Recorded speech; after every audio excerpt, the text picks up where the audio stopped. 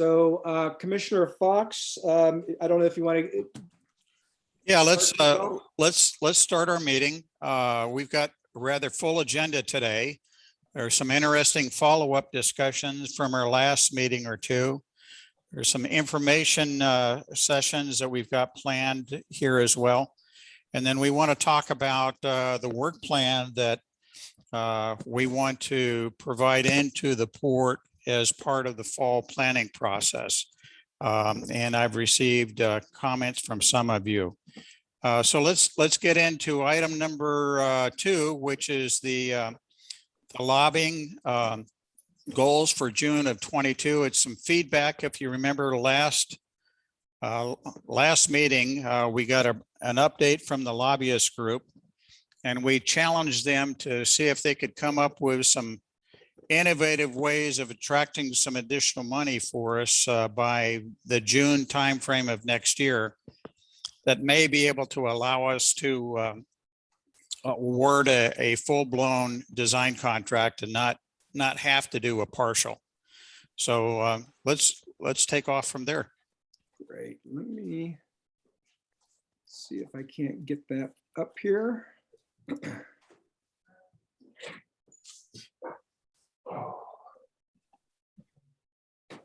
Are you able to see the bi-state working group memo? Yep. All right.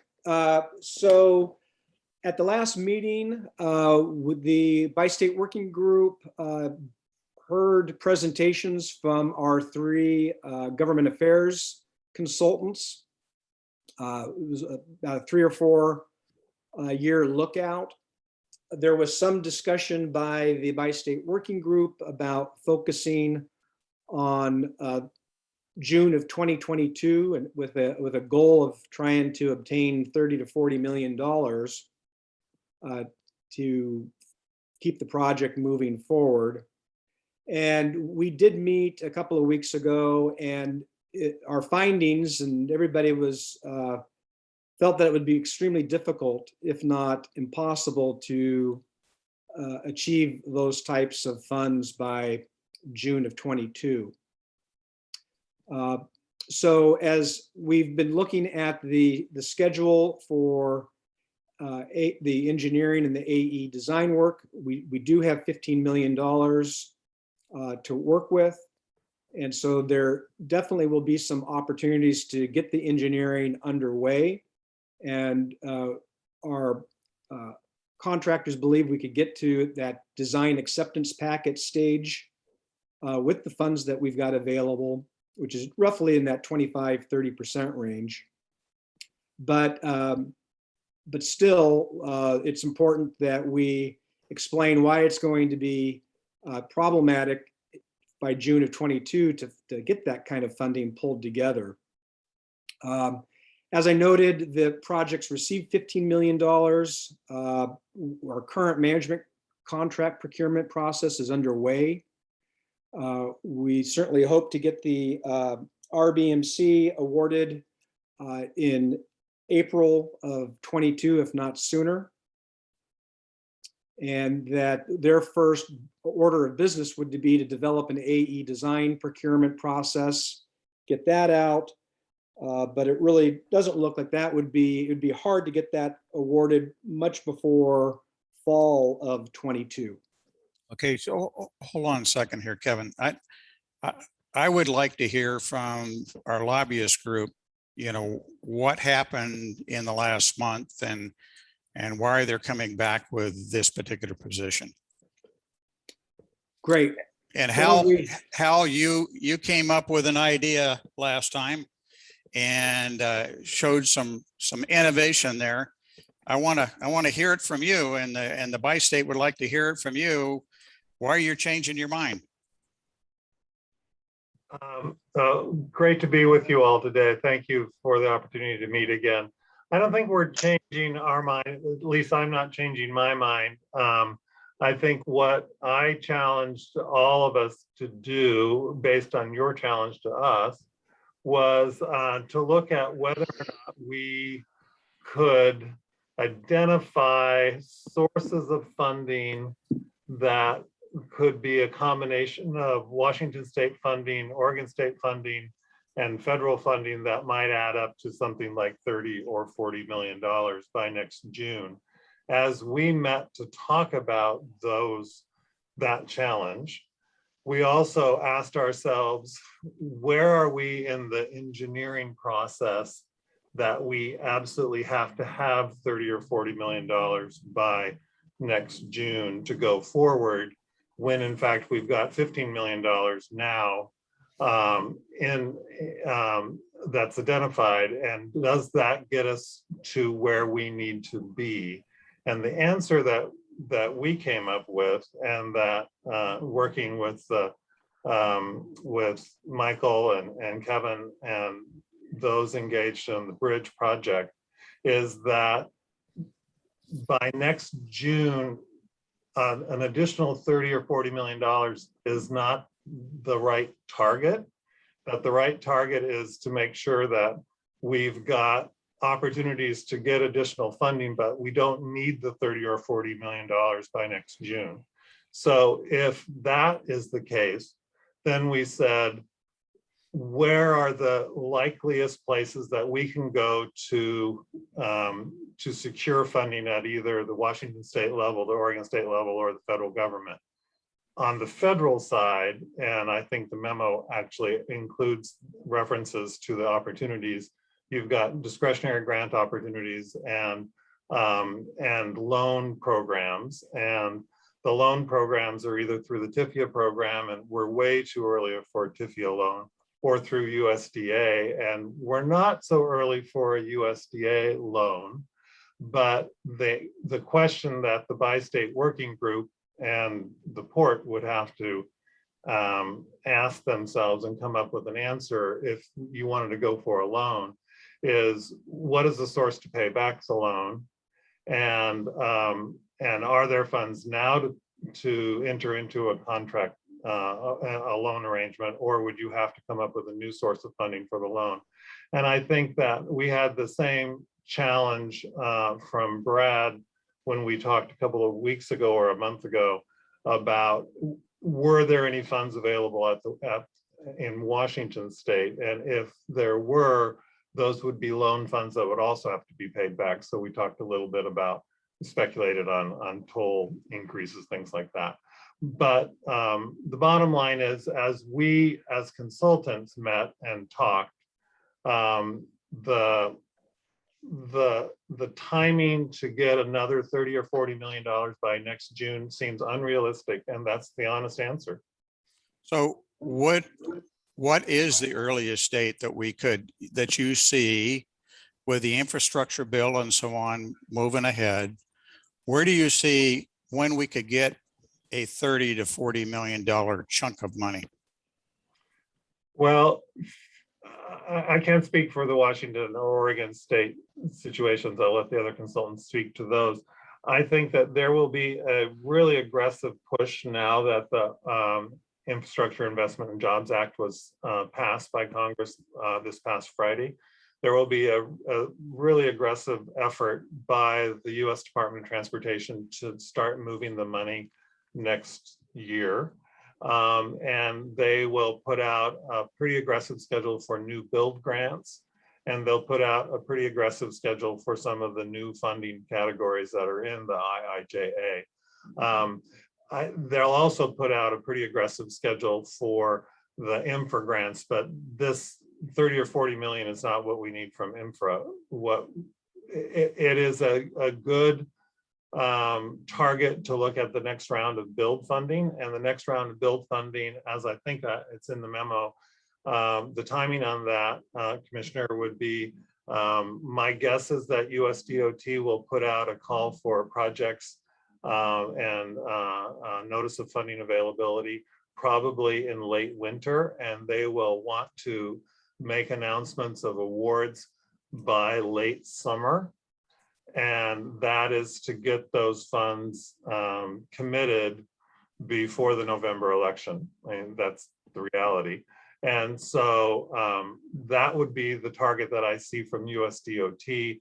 From USDA, the target is a loan, and you just have to go through the motions of applying for a loan. And one of the issues that the USDA asks, and as I've talked with them, is has your client applied for commercial lending and been turned down? And if not, why isn't your client going for commercial lending? So, that's a much bigger conversation, but those are the kinds of questions that will need to be answered at the federal level. And I'll let the other consultants speak at the state levels.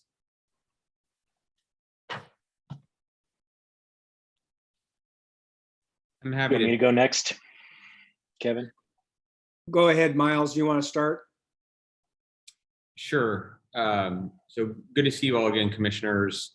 To elaborate on what Hal said, I think when we approached this question and we're looking for sources of funds that would be available by next June, and then thinking about this in terms of hearing the concern about funding gaps, producing stoppages of engineering and design work for this project and the costs associated with that, we thought about where we can get this funding from in terms of ensuring that there are not those funding gaps and that we can have a steady and ongoing supply of funds, and that $40 million that we may need for engineering, enough of that will be there throughout the process through the completion of engineering.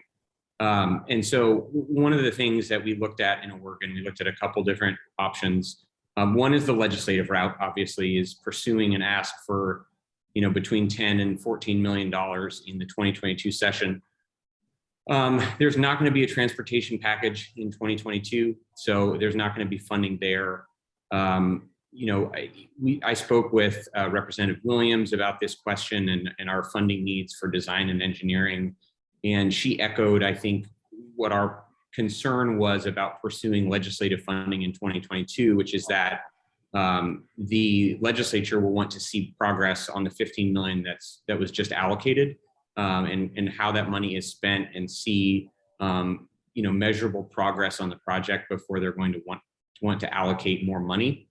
So I think legislative funding for 2022 is not realistic in this short session. As we've discussed, however, we are going to be pursuing funding in both 2023 and 2025 for the bridge project. While we've mentioned that we don't think it's likely that there will be a transportation package in 2023, we will still be pursuing a substantial allocation for the bridge project to the tune of $10 to $15 million. If there is not a transportation package that moves in 2023, so certainly that funding could be used towards the design and engineering work. There's also, we've heard some chatter recently, actually in the last month, about an Oregon transportation package in 2023. Now, those conversations have happened around providing funding specifically for the I-5 bridge project. And I think in response to what you're hearing from Brad, that it looks likely that they're going to do a transportation package in Washington, partially to fund that bridge project. And so the Oregon legislature, I think, is feeling a bit of pressure to provide its own matching funds for that project.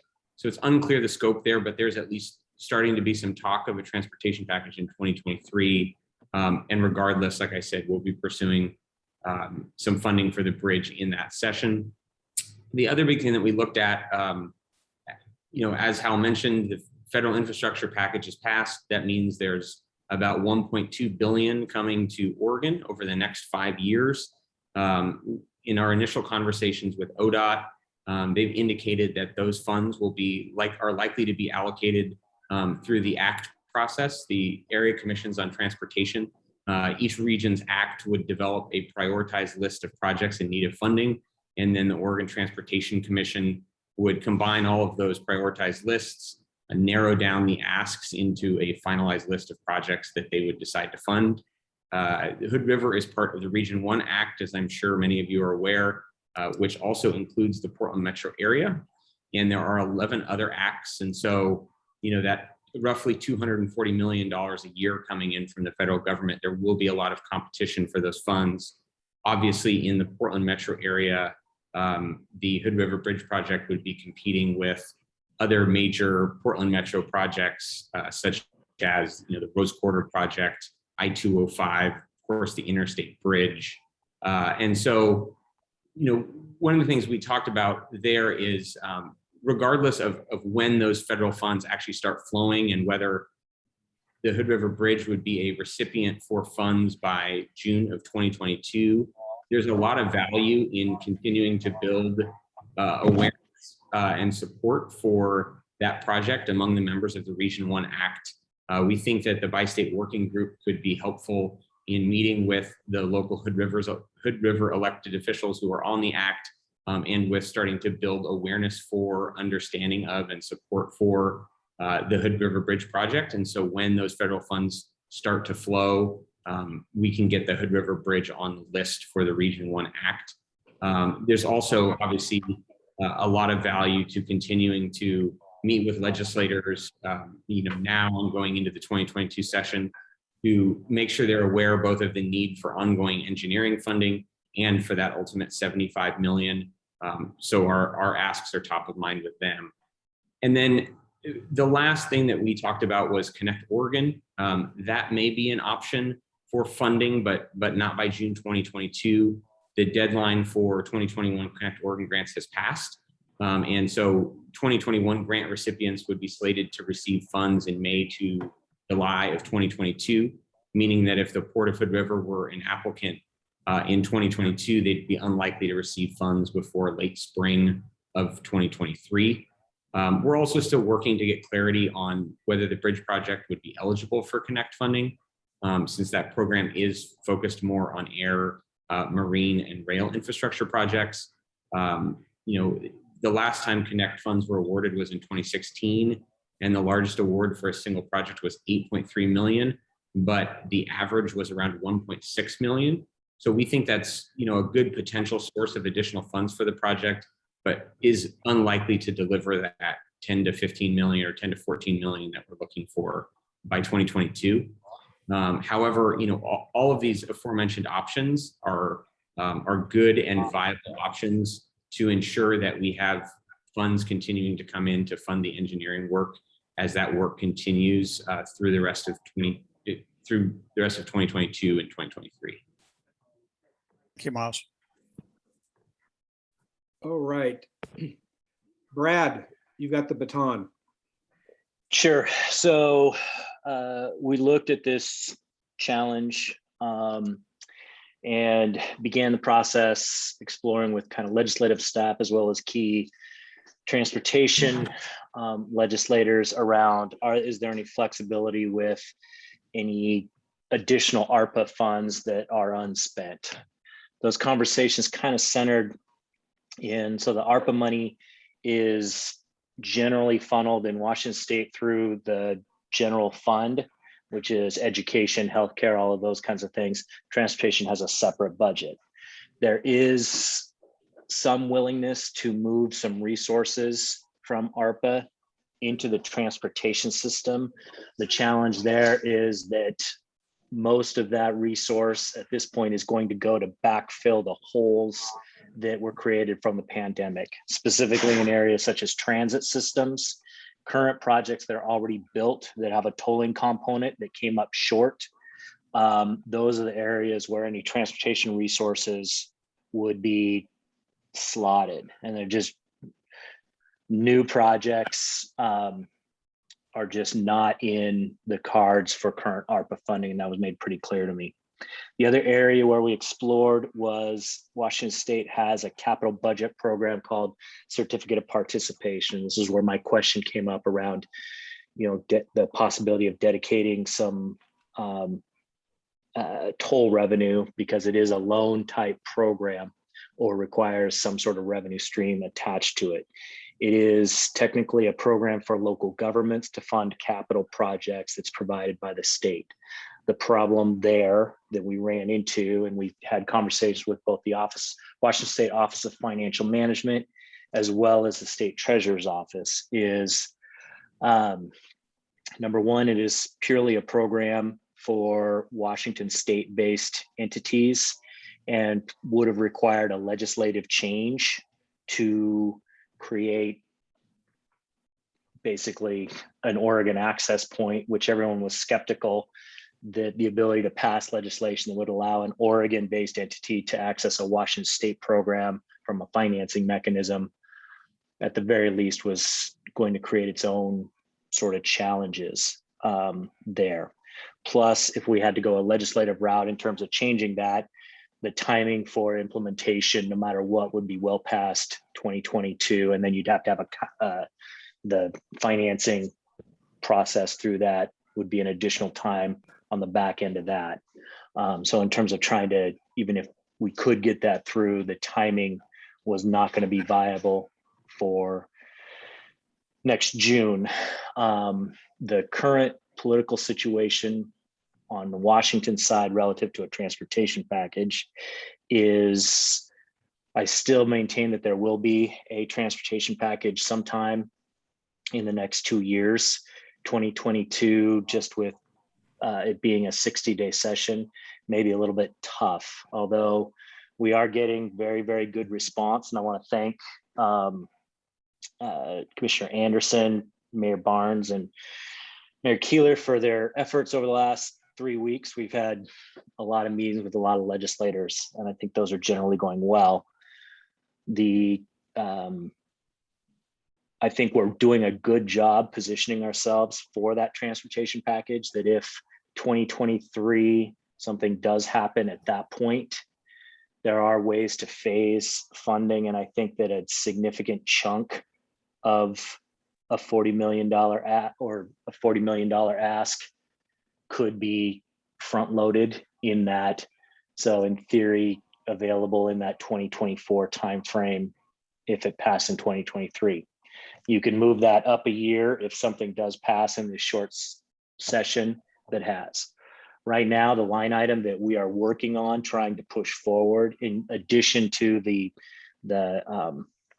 bi-state legislation, which will be the granting authority for the bi-state governance structure. We're also talking about trying to secure the $100 million that has currently been at least slotted in the Senate proposal for the Washington State transportation package. So all the conversations that we've had, we've been focused on the $100 million mark, trying to make sure that that stays in there if or when a state transportation package does move. There is some evolution that's occurring around the Washington State's transportation package, in that there does appear to be, because we've had pretty robust revenues within the general fund, again, totally separate from the transportation, but there does appear to be a growing sentiment or willingness to move a portion of the state general fund money and dedicate it long-term over to transportation. If that continues to build momentum along with the federal infrastructure bill, there may be a much stronger push in 2022 to get that transportation package over the finish line. Senator King has been tireless in his efforts. We're doing a good job of building the awareness and hopefully the momentum towards getting this. I just cannot guarantee the timing on it. Ideally 2022, which if things get phased, there may be some early resources that could be available in the 2023 range. All of that is, again, I'm not going to say it's speculation, but certainly subject to a whole lot of other factors that are outside of anyone on this call's control. But in terms of the timing, we've got the 5 million right now. We're positioning ourselves for both the policy piece and then trying to position ourselves for ideally $100 million chunk when the Washington State Legislature passes its transportation package. So I just dumped a whole lot of information there. I'm happy to answer any questions for folks. Thank you, Brad. Anybody from the commission have a question?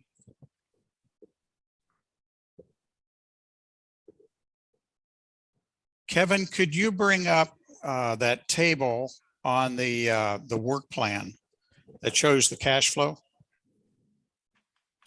Yes, just a sec here. Now, kind of a preamble to this cash flow. This is totally unofficial. It's a guesstimate. As most of you know, we're going through an estimate, major estimate update as we speak. We're probably still a month away from having that. But what we tried to do is lay out a rough cash flow. And you can see here by fiscal year, which is, this is June to June. And these numbers are all in millions, but you can see the cash flow for design. We assumed about 10, 10, and 10 for a 3-year design effort.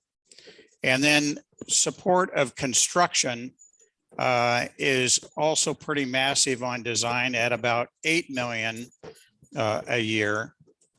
Heavy construction starts out in 2020 or 25, 26. This is what we're trying to drive for. This is a little bit earlier than perhaps what the port has in their fall planning, but we're very concerned with our current bridge. We need to move quicker than slower. And so this is what we're trying to do here. So in late 24, 25, we want to award a construction contract. And because with construction, there's certain windows on the foundation that we can't work in the river.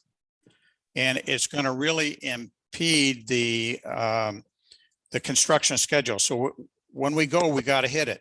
We can't let it slide a couple of months or we're going to lose a year on the front end here. So you can see that out in 25, 26, we'd like to mobilize and spend $100 million on construction, which basically means all of the foundations go in on 25 and 26. And then the superstructure moves out for the next couple of years.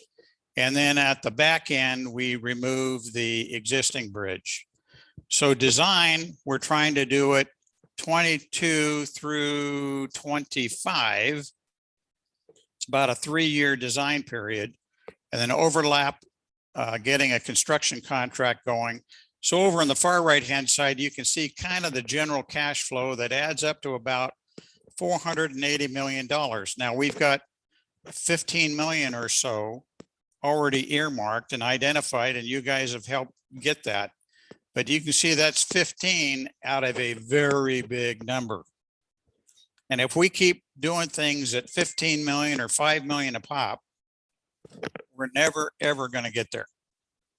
So I think this is worth talking to you guys about to kind of see where we are, what we're trying to do here, and where we really need your help. So the first big chunk is that design. And the concern that we've got is if we go out for design with only having $9 million in the kitty, you're going to have to award your design based on funding limitation. And if they know you're only going to have 9 million to start out with, and then trust me, by the end of the first year, you'll get some more money and then some more money. That's going to be a very interesting contract that we get.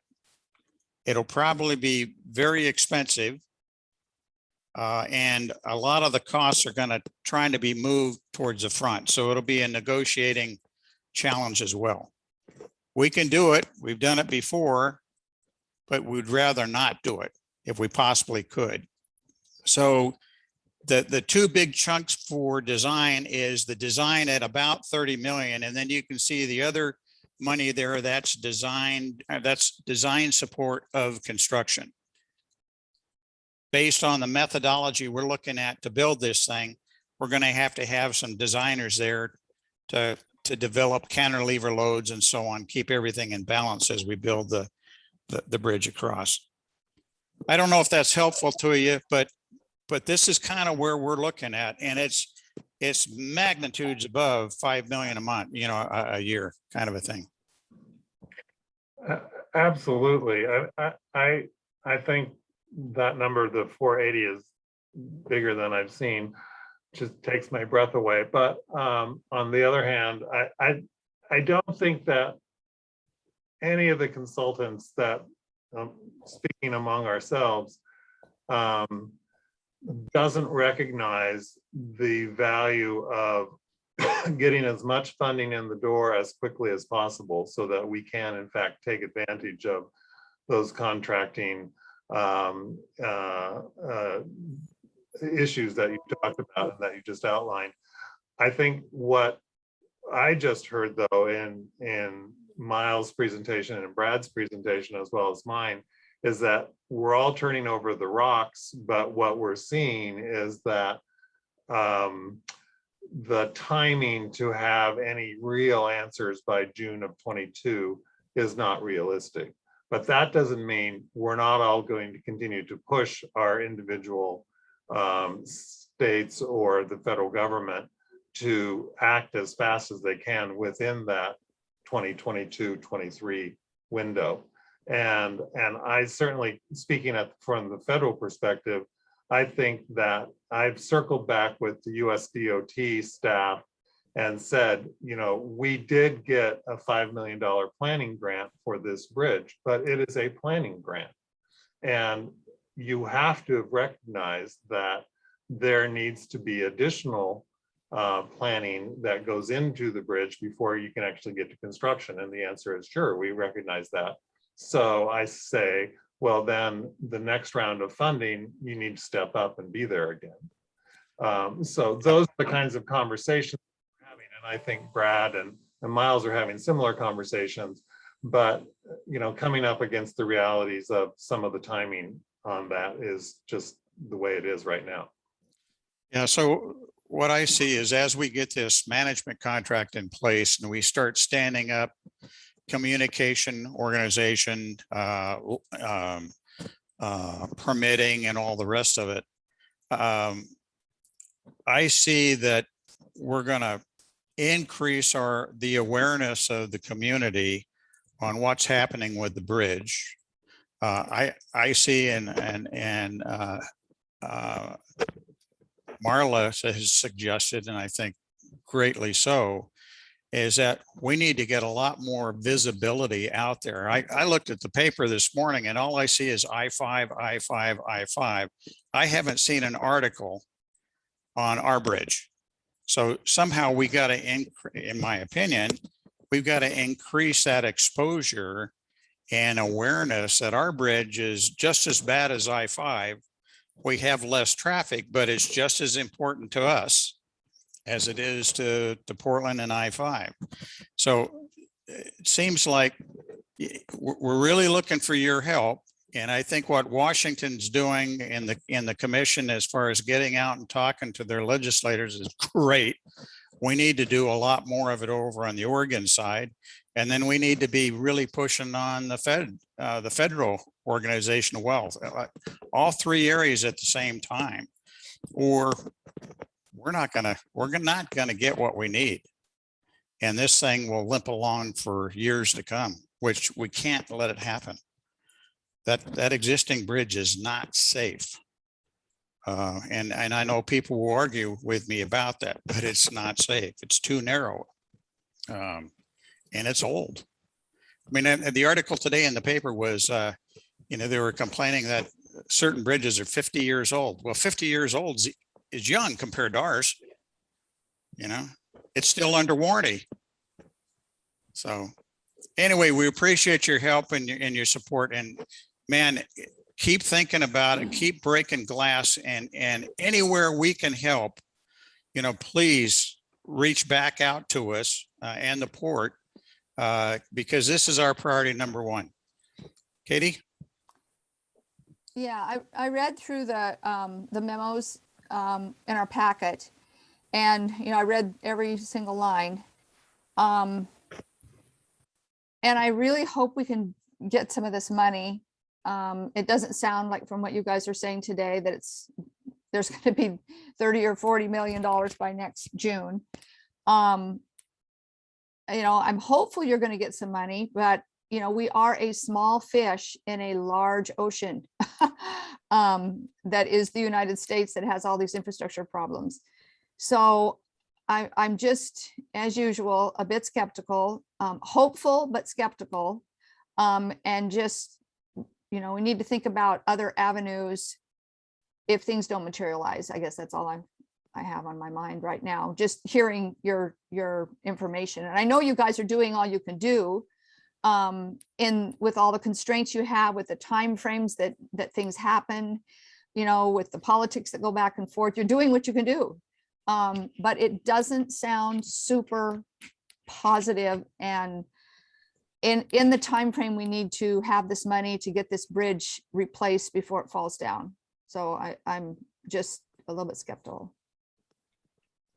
Commissioner Babbitts has a comment. Yeah, I guess I'd want to amplify what Mayor McBride said. What I'm seeing is a major mismatch between our cash flow needs and our funding opportunities. And I'm not feeling like squeezing harder is going to get us closer. I mean, it may get us a little bit closer, but it's not going to get us significantly closer because of the order of magnitude of the numbers that we're looking for. So the question was brought up of can we dedicate toll funding towards the engineering side of this project? And I didn't hear a response on that. So is that something that we can start roughing out a plan to do that, or are we really harboring hopes that by squeezing harder we're going to make this money show up and we're going to be able to award the design contract in the time frame we want to award it?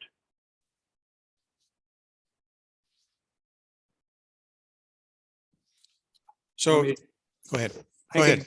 Yeah, so Commissioner, staff has discussed the possibility and the plan for initiating a toll increase with those proceeds coming to the project. And as you know, anytime you undertake that kind of an effort, it's a long run up from a public relations perspective and determining the expense for the funding. If it's anything over $5 million would require to go to the bond market. So we have definitely discussed that opportunity, but you know, there's still some work to be done to really fully flesh out those costs and the timing to determine a larger batch of money and finally what the end toll would be. But I guess what I'm asking is, has the commission asked you to do this? Are you working? You said you're working on this. Is it? Did you do kind of the back of the envelope calculation? Is there real work going on about this? Where is this in the scheme of things? Because again, you've just described a long time frame too, and it sounds like almost what I think I heard you just say was that you wouldn't be able to get that ready in time for an engineering contract either. Right, there would be a long run up. Certainly not by June. I think it would be very difficult to get it completed by June of 22, but we did talk with our CFO, and just based upon other revenue bonds and toll bonds that occurred in the past, we just extrapolated to this event. But to your point, it's been very high level at this point, and we have not received any direction from the commission to do a deeper dive on that. It kind of feels like we have a lot of wishes, but we don't have actionable plans. And I mean, I know everyone's really working hard on this, and we have a lot of really effective work being done, but the numbers don't seem to match up. So Arthur, maybe a suggestion from the bi-state back to the Port Commission would be to develop a study with a timeline that if we raise the tolls, how much could we raise the tolls? What are the steps involved? And how could we attract X amount by midsummer? And bring back to us, you know, the steps involved and the willingness of the port to consider such an action. But give us discrete timelines, steps the process so we can understand it and then formulate a recommendation to take back to the port. Yeah, I mean, I like to see sketches. I like to see plans. So the diagram that you showed us, or the chart that you showed us a couple of minutes ago, which showed the cash flow, was really tremendously helpful in kind of understanding the relationship between time and money in terms of need. We don't have a similar drawing, at least as clean a drawing, showing us possible funding sources and how they line up in the long term. And so it might be helpful to sort of sketch that out.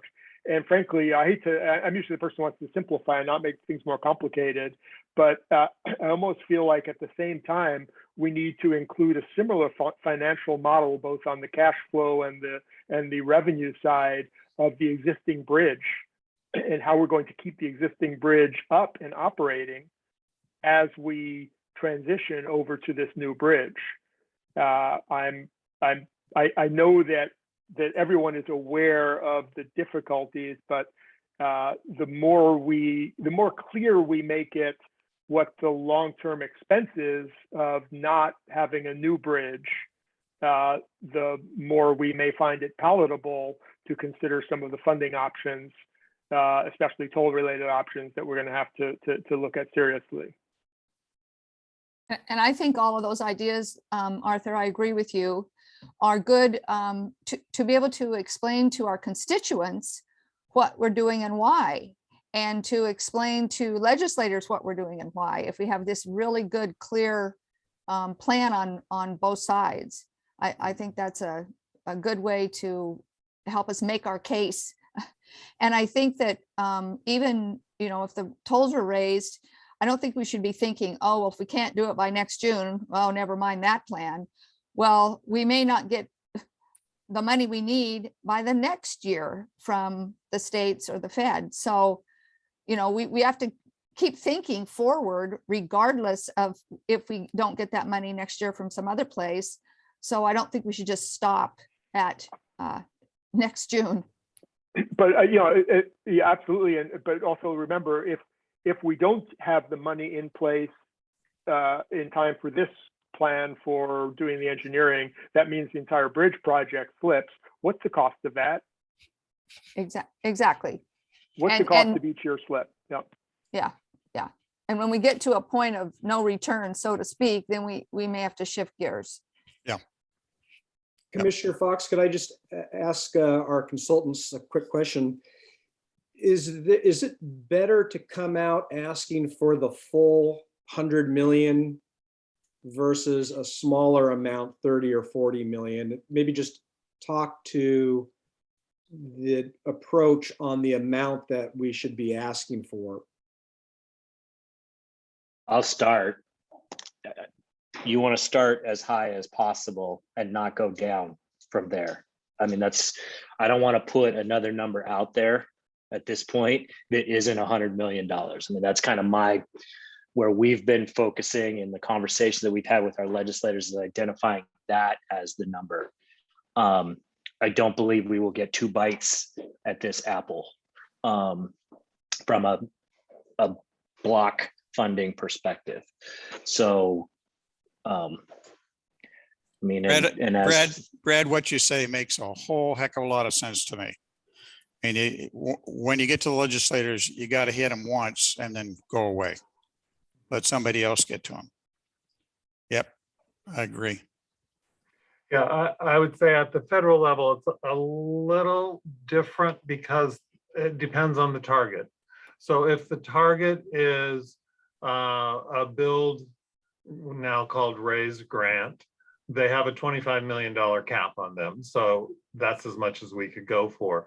If we went for an infra grant, those are more in the $60-70 million range. But this project is not advanced enough to be a viable or a competitive infra grant request. We need to have more design. We need to have more engineering completed before we would be a really competitive infra grant. So on the RAISE grant side, it has a $25 million cap. We should ask for 25 million. even if we were able to get 10 million from each state, then we'd have more than we'd need for the design and the engineering. But, you know, that goes towards construction then, so that's not a problem. But for the most likely target at the federal level is the next round of raise, previously called build grants. And that will be in the winter and spring will be the call for projects. And loans are totally different, and we can talk about that, but. So you're saying winter this year? Winter of this year, they'll put out, my guess is late winter, they'll put out a notice of funding availability. And they're going to have more raised money than they've ever had before because of the new infrastructure bill. So there will be greater opportunities for success. And we've already had one success within that program for planning. So I think going back in and saying we need the next tranche for planning to complete the project to get us to the point where we can actually get to construction shovel ready. That's a compelling argument, and one that we don't have to get over the first hump, which is this a viable project? They already know that. They've already made that decision. So we give them a good reason why they need to come in with the next tranche for planning funds. And I'm confident we can do that. But did you say that money won't be awarded until late summer at the earliest. My guess is that there'll be a real push by the Biden administration to get grants awarded by September, because they'll want them for the November election cycle to influence that cycle. But they're going to be trying to push a lot of money out the door. And so it's going to be complicated to do that. Okay, so if we're going to go after a relatively big chunk of that money that could possibly be available to us the latter half of 2022, I'm saying September through November, then we've got to get a real strong story put together that we're getting this management contract in place. That's going to be, and explain how we're using that to manage the contract going forward. We've been dealing with this project for 20 years. And the reason why we haven't been made more progress than this is that we've been able to attract nickels and dimes, and you need $1,000 bills. Mm-hmm. Okay. So we're ready to go now. Give us the $1,000 bills to get us through design. And then about 2.5 years from now is where we're going to need the big chunk. And we got time to plan for the big chunk. Not a lot of time, but that's what I see maybe coming out of this thing. Mm-hmm. But I think that's a reasonable argument to make. And I think each of these, even though we know these $5 million contributions from the state level have just gotten us a little further down the road, they are helping to begin to tell a bigger story. And you're right, Commissioner Fox, we have to be very persuasive in how we tell that story going forward, because now we have contributions from Washington State, from Oregon State, and from the federal government. And we need to say to the federal government, you need to bring in another planning grant so that we can get to where we need to be. And that gets us up to the state transportation packages in Washington State and in Oregon. Yeah. Arthur, Commissioner Babbitts? So that Hal, I thought I heard you say that the raise funding is currently limited to 25 million. Did I hear that correctly? Yes. And do we expect that to, is the noise that will likely be increased as part of the new package? No. No, Okay. it's statutorily limited to 25 million. And they didn't change that limitation. Thanks. They put a whole lot more money into the build program, now called RAISE, but they didn't change the threshold. But that tells me there are going to be a whole lot more grants. There have to be. Right, but if as we're as we're outlining the possible revenue sources to match our cash flow needs, that number is fixed at 25 million, just the probability goes up. Right, right. Thanks. Yeah. You know, jumping in here, I think it would be very helpful that Hal, if you took that little table that we just showed you, and from the federal viewpoint, Mhm. what are the programs that we ought to be really targeting for? And it can be multiple programs to feed this machine.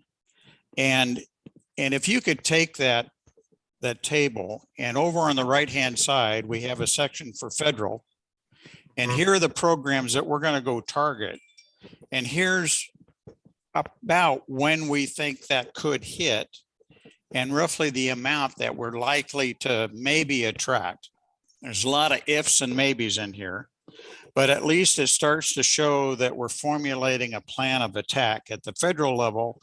And then I would think we'd want to do the same thing over on the state of Oregon and the state of Washington. And then we start to have a picture, Arthur, of, hey, here's our needs, and here's the funding sources that we're trying to go after. And then we just push real hard to lower the need and increase the funding until we can get them to match. Does that make sense? Yeah, and I can certainly do that. I would encourage the conversation to continue. Commissioner Babbitt's question about toll revenue increases and how that might play out and how long it would take to play out. Because I also think from the federal perspective, the more we can show an effort at the local level to lift yourself up by your own bootstraps, that's helpful. I think that's a great comment. We add a fourth set of columns over here that is within our own control, port control. Right. And maybe through the bi-state working group back to the port, and then port commission, then over to the port administration, and we could ask for that. And then start doing some studies to see if we can't increase or develop such a cash flow source, which is ourselves. I think it's a great point. And then we can start using this thing as leverage between Oregon and Washington, and let's see who can get the most, huh? Free cup of coffee for the winner. Competition never hurts. I try to look at these things, looking first at plausibility and then looking at probability. Yeah. And I'm not convinced that we have a plausible path, let alone a probable path yet. So I'd like to see the plausibility filled out. And that sounds like what you just described, Mike, even if it's just a wish list to show that there are funds available, whether or not we're going to get them, but that there are funds available. And then we can start to look at what's probable and what can we do to increase the probability, and where do we have to backstop with what effectively are going to be local funds. Yep. I really apologize. I need to jump onto another Zoom call at this point, but it's great talking with everyone, and I'll get a report from Kevin on next steps. Thank you, Hal. Appreciate you joining us. All right, thank you. So bi-state working group, is it our opinion that we should formulate this into a recommended information request going back to the port? I'd like to. Okay, so I've got, I'm thumbs up, Arthur's thumbs up, Katie's thumbs up. I can't see the rest of you. So I think we should, just Betty. Okay, Carlos' thumb went up. So what I would be doing is developing a report on how much it would cost to increase the tolls, just provide some numbers, costs, and schedule for that. So that would be one item, and then include a cash flow model for the current bridge as well. And I think there was some discussion about just preparing internally for a possible NOFO, notice of funding opportunity, for the RAISE grant. Well, it's the other issue there, Kevin, is it's a lot more comprehensive, is that we would like the lobbyists to add columns on that one cash flow table that says from federal, here's 3 or 4 programs that we may be able to tap into. Here's the name of the program and here's how much it could generate in what year. Yeah. And that series of tables would be added by Oregon, Washington, as well as the federal. I think And- I remember Hal said at one time, we're likely to get X, this big package is likely to be X. And then, that means Oregon would get X, and that means this region would get X. So it looks like this giant number when we started with, and then when it got down to, oh, well, your region's going to get maybe X to split on all the projects, I was sorely disappointed, Yeah. but at least it was reality. It was, the actual probability or plausibility of us getting the money. So I'd like that detail in those things for, state and federal. Let me work on that. And then Commissioner Fox, not to derail the current conversation, but Brad Boswell is going to need to hop off here. And our next agenda item is just an update on the Bridge Authority legislation. Yeah, let's do that one real quick if we could, unless there's a lot of really good news and it's about to happen. Brad, what's the status so- on the legislation? We have, as I mentioned earlier, been, hang on a second.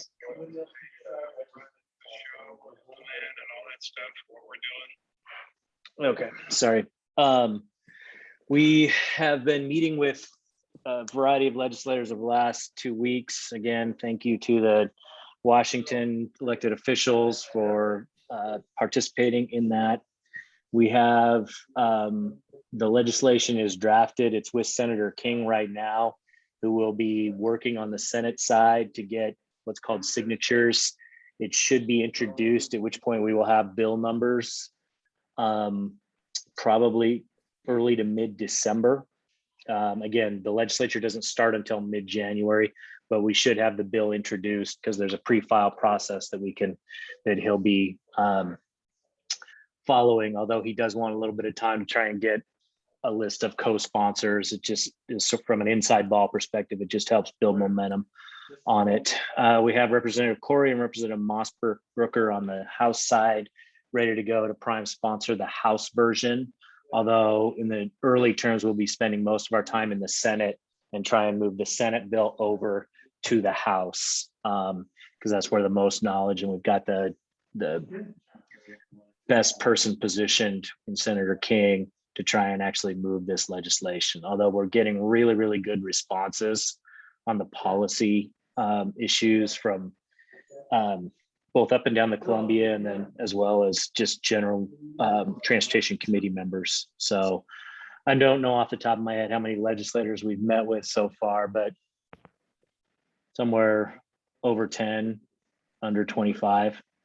And we've got more still going. So that, Kevin, I don't know if there's anything else on that specific piece. Then we'll have, you guys have all had the draft legislation for a while now that came out of the Joint Transportation Committee.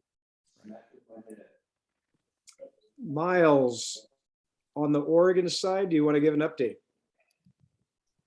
Yeah, happy to, Kevin. So as you all may recall, the Joint Transportation Committee co-chairs, Representative McLean and Senator Beyer, requested that Legislative Council review and vet the legislative language that Steve Siegel and the port put together before they commit to considering the Bridge Authority bill in their committee. As you may remember, in the Oregon short session, each committee only gets to introduce 3 bills, so those bills are in high demand. Legislative Council is supposed to report back to the Joint Transportation Committee co-chairs by November 12th. So this Friday, regarding their analysis of the bill, Steve Siegel and Dan from our firm met with a staff attorney in Legislative Council to go over the bill and answer his questions. That meeting was positive, and we anticipate that he will deliver a positive review of the draft legislation to the co-chairs. It remains unclear whether they will agree to use one of their 3 available committee bills to introduce the bill. But we have heard word from Senator Thompson that he is willing to make one of his 2 available bills, or one of his 2 bills available for the legislative concept if we are unable to get it introduced as a committee bill in the Joint Transportation Committee. So one way or the other, it looks like we will have a vehicle for that bill and will be introducing that bill for the 2022 legislative session. What remains to be seen is whether it's a bill from Senator Thompson or whether it's introduced as a committee bill.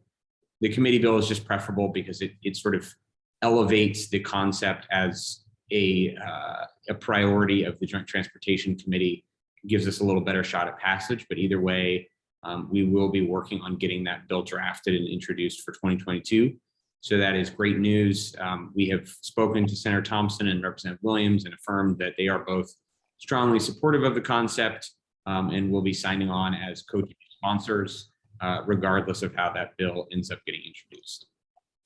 This is a big change from the last time we visited, wasn't it? Because if I remember right, it sounded like Oregon wasn't going to even look at it until 23. So I would say it was still unclear, Commissioner Fox, Okay. just because in Oregon, the limits on bill introductions are pretty severe during the short session, with legislators only getting 2 and committees only getting 3. So there's a lot of competition for those slots. And the big change is just that it appears that we are going to have one of those slots. And so now it's a question of whether that slot's going to be as a committee bill or as one of Senator Thompson's priority bills. Well, good. Positive news. Absolutely. Thank you. Kevin, this is Commissioner Anderson. One thing that I wanted to mention before what we're sending to you guys or to look at is how much money the bridge has raised, because when rates went up, it was explained that a portion of those dollars were going to the new bridge, and that was the explanation. So when we're out there trying to explain a potential increase for a new bridge or any toll increase, we need to be able to explain how much money has been raised, how much is being raised per year that's still currently going into that fund. So if you could get that information, include that as well, that would be great. Right, that's from the February 2018 increase. Correct. Just to put a sharper edge on that, that's a great point. I've sort of been thinking in the back of my head. I would hate to be the Port Commission going to the public for a rate increase when the public in general believes that that's what they just did. So the explanation of what actually happened versus what people kind of have in their head happened is going to be a difficult dissonance to resolve.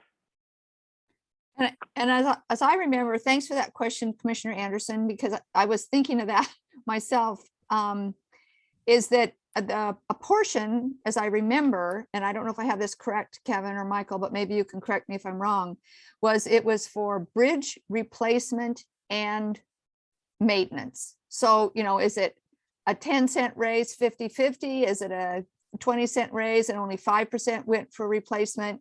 How was that split? And I think that the public, if we're going to raise again, is going to want to know what those are. Thanks. Thank you. Shall we move on to the next item, Kevin? Sure, Tribal absolutely. compensation. Thank you. Let's see.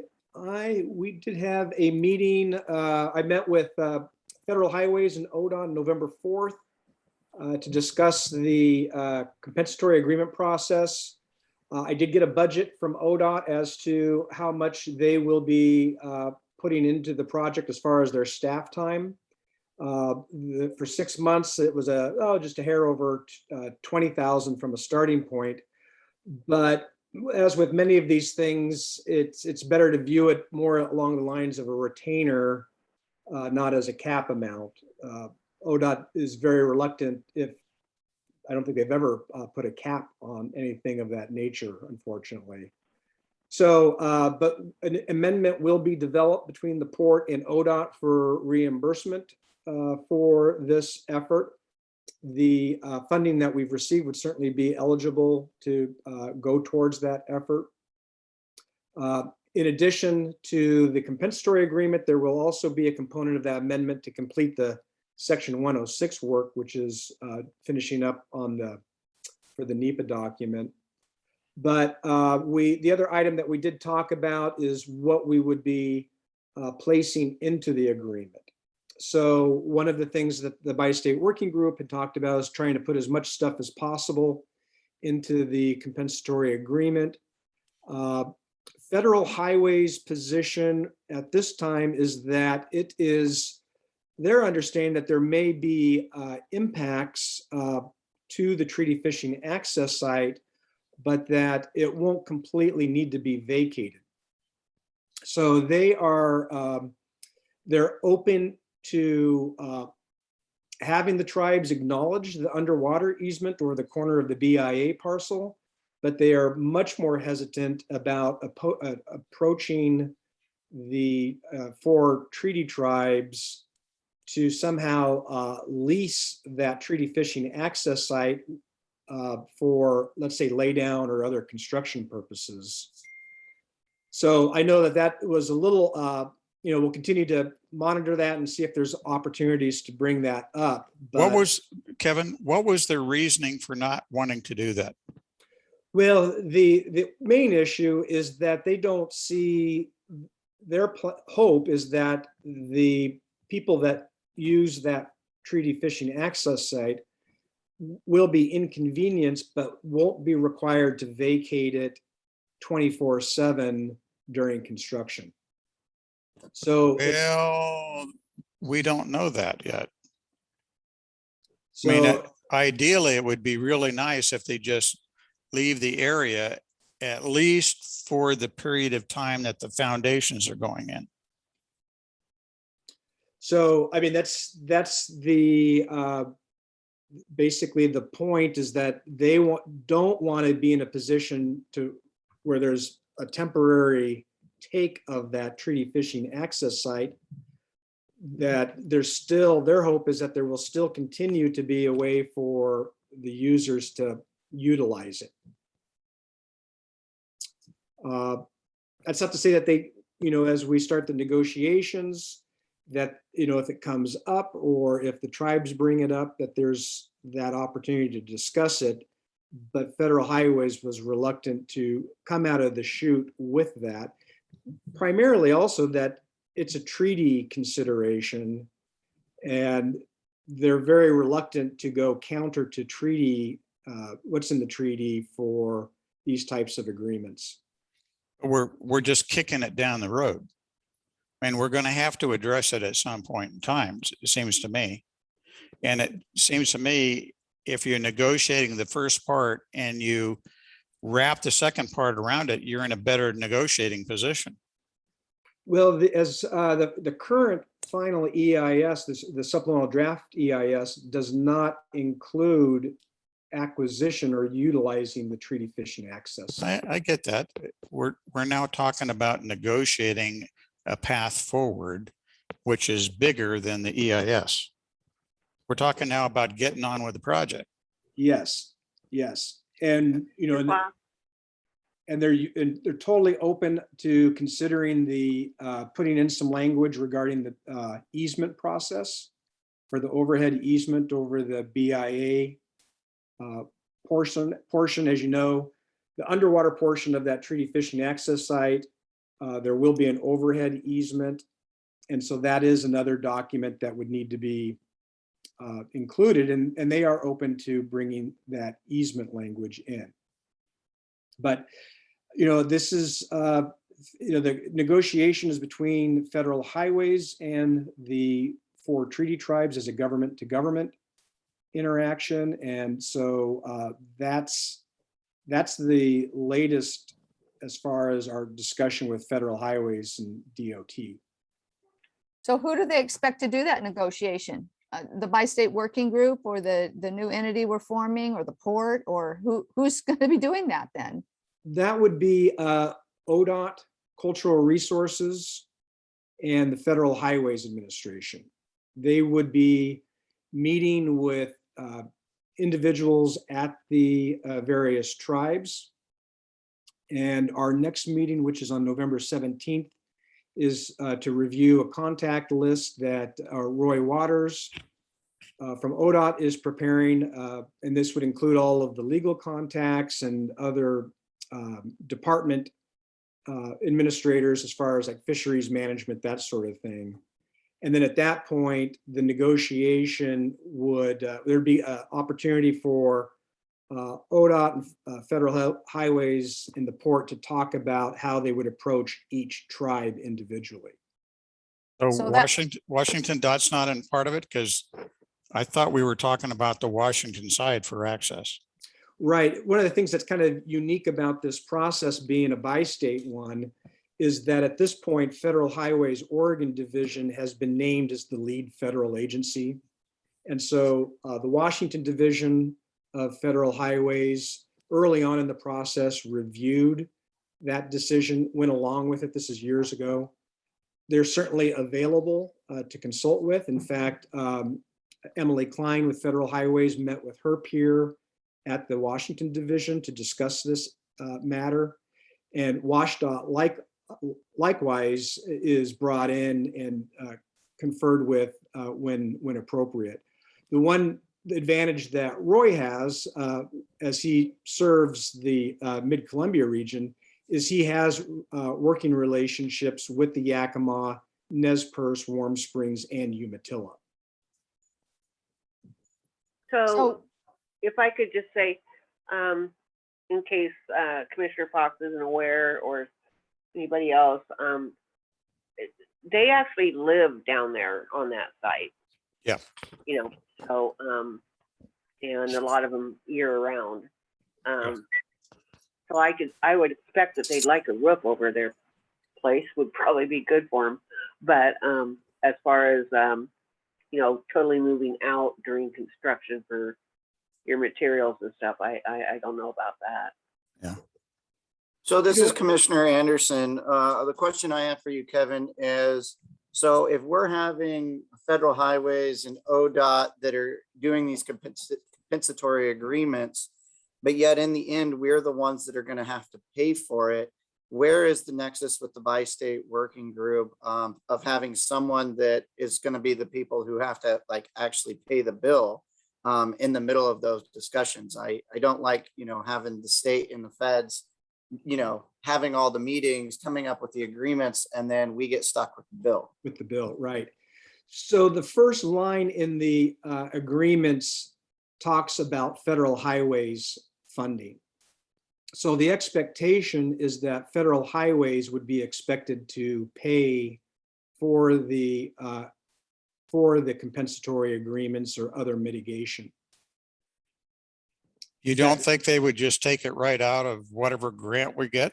Well, that they did look at the build grant. They Federal Highways did talk with the build team about the potential of using some of those funds to offset the costs related to this. And Whoa, wait a minute. So we're not saying that, let's say luck would have it in 6 months, they've got an agreement. We're going to start paying in 6 months. We're not saying that, I hope. We're only going to pay during the period of time that they're really impacted, which is during construction, correct? Correct. That may be 3 or 4 years down the road. Exactly. Yep. Absolutely. The point, I guess the point to Commissioner Anderson is that it will be some type of federal funding that will pay for the results of these agreements when they materialize closer to construction and during construction. That was why they were looking at the build, since it was an in-hand federal funding commitment, but build said that would not be available to this compensatory agreement. So there are opportunities within Federal Highways for them to come up with funding as part of their operational costs. And so that would be the expectation at this time, that wherever it comes from, it's going to be from a federal source. It now makes a lot more sense why they only want to have the conversations and keep it around those certain, direct connections rather than incorporating anything else like Mike was talking about, because yes, those conversations will happen later, and yes, someone is going to have to pay later, and they're trying to limit their exposure, would be my assumption. Absolutely. In fact, another good example of the federal highways commitment to projects of this nature is the current Section 106 process that we're going through right now with the consulting parties. That would be for the historic and recreational impacts. All of the local governments seated here today, along with the tribes and state preservation offices, are reviewing an MOA for the impacts to the historic existing bridge. And the first line in that MOA talks about federal highways will commit blank number of dollars. So in this federal process, it's a commitment by federal highways that they're going to be contributing to these mitigation costs. Other questions for Kevin? Yeah, I'm just trying to make sure I understand this. So this agenda item, we've discussed the tribal fishing site and the relationship and potential compensation related to need to make amendments to treaty or to get easements related to the fishing site. But I think what you just said is that under the Section 106, the tribes are also involved in several other phases of this discussion. So this is not the entirety of the potential tribal compensation that may be involved in this discussion. Did I get that right? You nailed it on the head.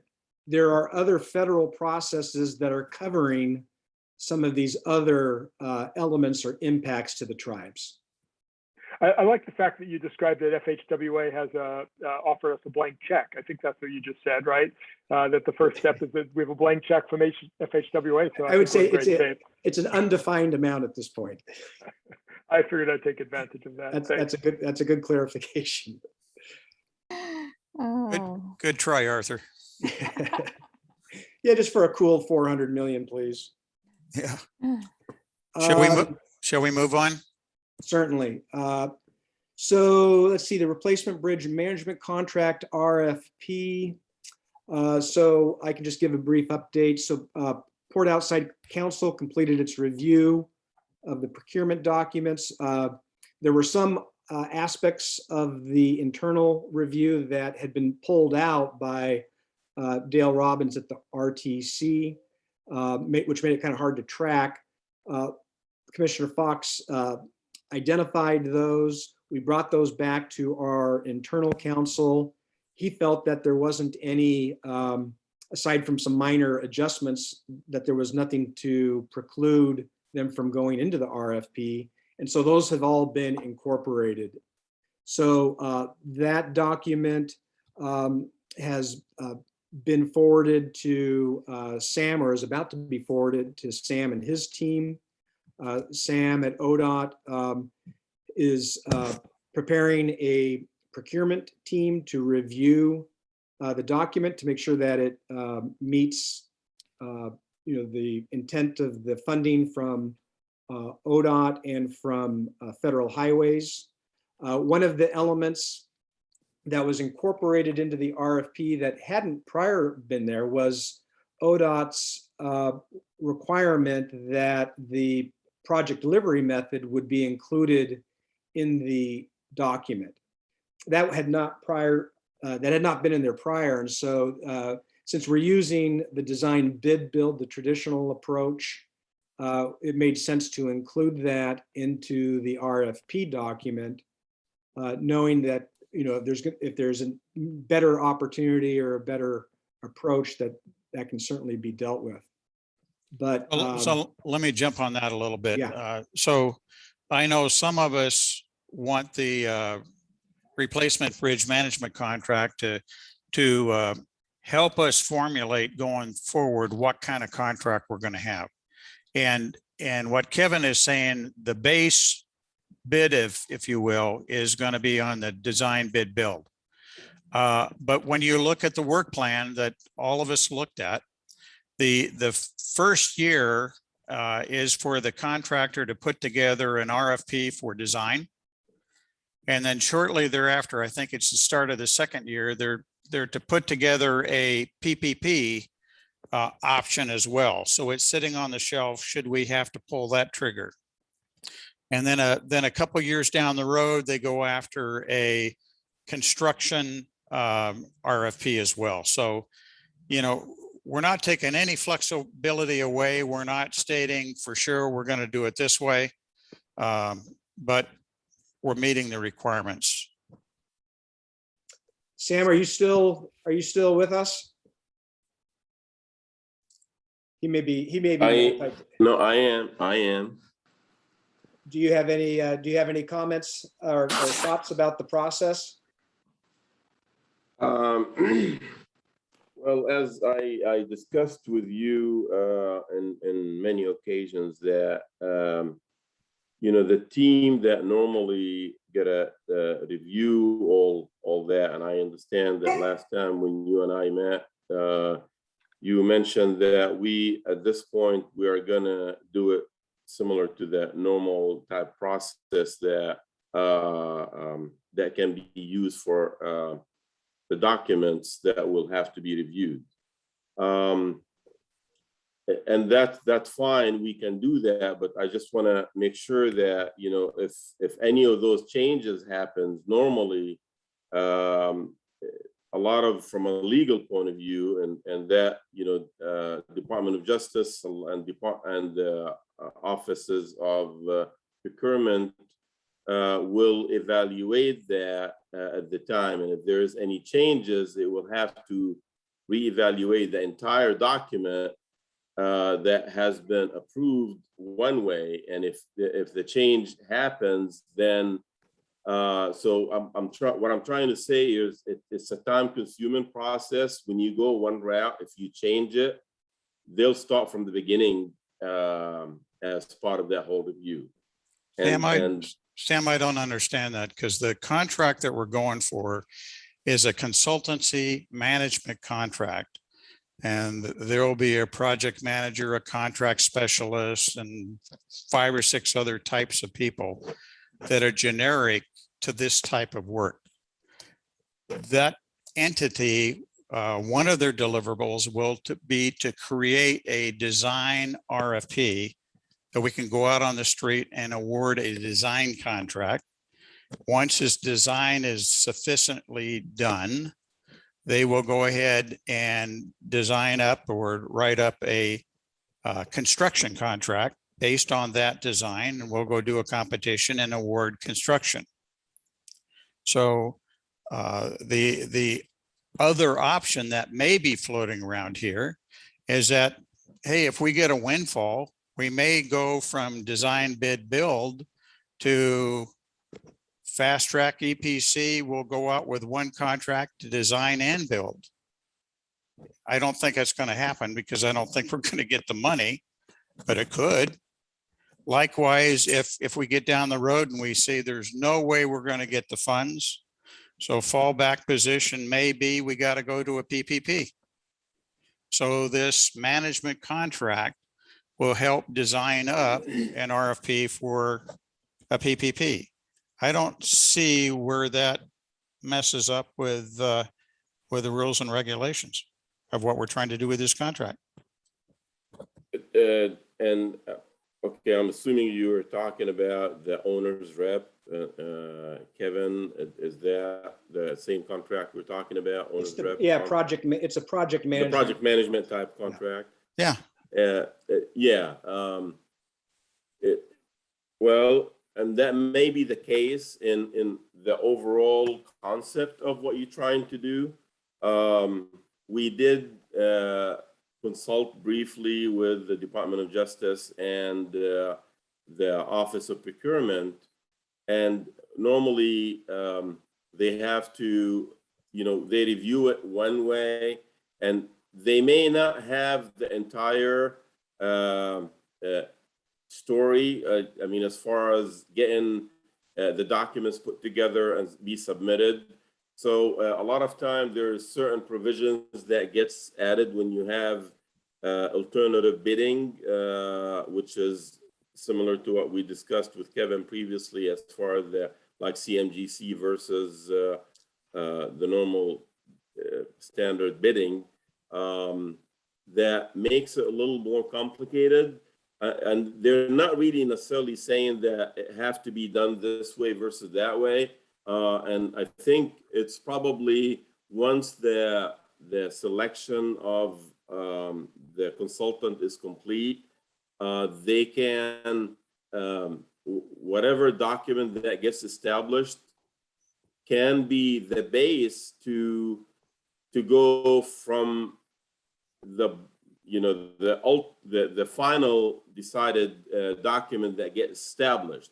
Now, you know, we're not lawyers. Obviously, I'm in the project delivery, and we have to follow what the Department of Justice and the procurement office, you know, tells us what needs to be done. Well, I can understand that after this contractor puts out an RFP for design, once you issue that, you can't change it. I mean, I get that part. But what we're doing here, this is used all over the United States. It's used by Department of Energy, Department of Defense. I'm going to be absolutely shocked if ODOT finds that this is crazy. I don't think this is an issue. I'm going to be really surprised if it really becomes an issue. But we'll see. Yeah, I know Kevin and I have been talking, and just most recently he was, I think he's about a day or two away from having the documents submitted to us for review. And based on that, you know, Department of Justice and the procurement office will let us know if there is details that need to be included or not. And so once we hear about that, definitely Kevin is going to know about it. It's on your way, Sam. Right. Okay. Thank you, Sam. Sure. Any questions for Sam? I don't have a question, but since we're talking about ODOT, and we mentioned Act One, or you know, the group we're in with the metropolitan area, and I don't think Eric Haney's the city representative, Mike Oates, I believe, is county representative, and then is there someone from the port on? Jess Groves represents the county from the Port of Cascade Law. Okay, Jess. Okay, so you know, I don't think they've had, at least since COVID started, too many outside meetings before we've gone down to talk or to listen. More listen than anything else, I think, because we're kind of a small fish in a big pond down there with all the projects in Portland area. But I think we are representatives that we, as the bi-state working group and the port, should, you know, make a plea to all of our entities to have them get together and push this particular project versus all the many others that we could be asking to be funded in the area. You know, we've got all sorts of things. We've got lights here and lights there. We need to be done in the city, and the county needs all sorts of stuff, and Cascade Locks does too. But, you know, if we really want this big project to happen, we all need to be on the same page when we are fighting for what we want to get, I think, in this big pond that we're working in. So what do you guys think about that? You know, Arthur, what do you think? I guess you're county representative today. Yeah, sorry, I was trying to find my mute there. I haven't talked to Mike Oates about this, so I don't have the full picture of what the other items are that are on the list. But I'm going to see this as a heavy lift regionally in terms of the act. When you look at the other regions in that are within the other areas within this District 1, it's going to be hard to convince them that this is the big fish that they should be going after. I'm curious to see what Mike has to say, but I haven't had a discussion yet. It's on my, I have my notes written down to have that discussion with him. Okay, I mean, I agree with your sentiment that we're a small fish here with this. But I think that we might not even have an opportunity to have it really considered if we aren't all on the same page when we ask. I guess that's what I'm saying. No, absolutely. I think you hit it spot on there that, we have to start by asking. There are two other members, John Davies, I believe, is also on the act, and then Megan Ramey is an at-large member, I think representing bike, pedestrian, maybe bicycle interests. Well, you're going to speak at our meeting tonight, Kevin, correct? All Looking right. forward to it. Just a couple hours. Kevin's going to do a presentation at our city council meeting on what's going on here at city council. So you might just add that little tidbit at the end, Kevin. Sure. And then we'll may not discuss it tonight, but at some point I'll bring it up at council call and we'll have a short discussion on it. Excellent.